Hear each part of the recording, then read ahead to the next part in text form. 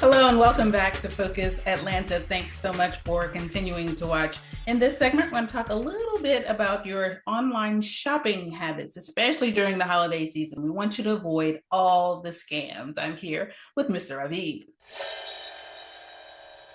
Thank you so much for making time for us here in Atlanta. It seems a little scary because we do a lot of shopping online, especially during the holiday season. That's correct. Holiday season is a perfect storm for scammers that use this as a bait.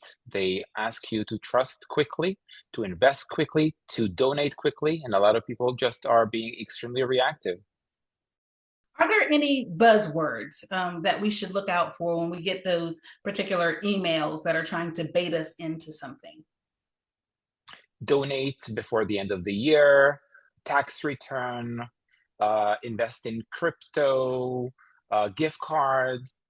There's so many. Scammers are incredibly sophisticated in 2025, and awareness can really help us maintain focus and notice them before it's too late.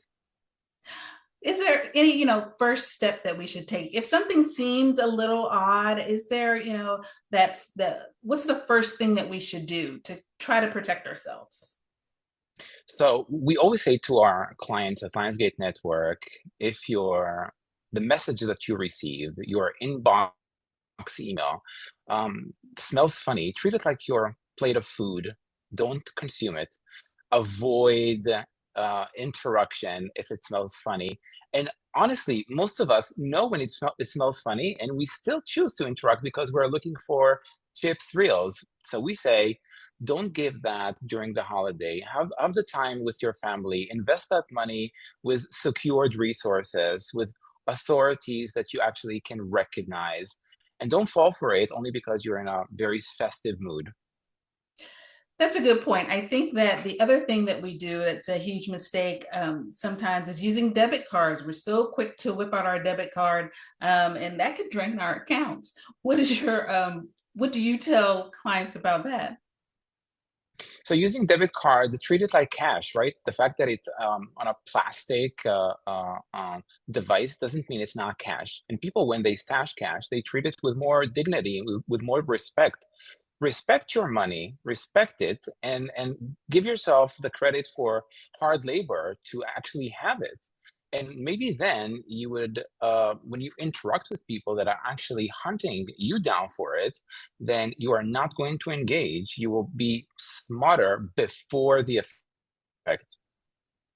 And that's exactly what we want people to do. We want to prevent the theft, right? I think that so often we hear about or we read about tips about how to report that type of thing.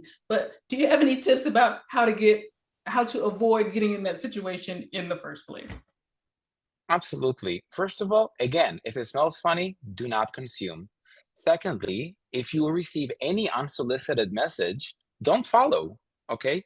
One of the greatest tips we received as kids, do not speak with strangers. We seems to do that all the time online today.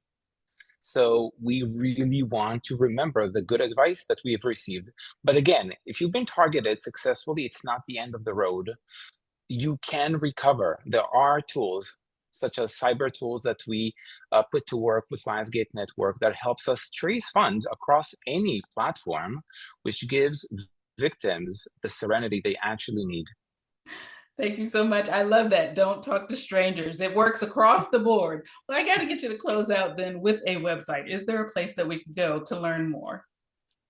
Sure. So if you've been targeted or you want to learn about how to avoid being targeted, visit us at lionsgate.network, and we're more than happy to welcome any request that comes from people in Atlanta or across the United States.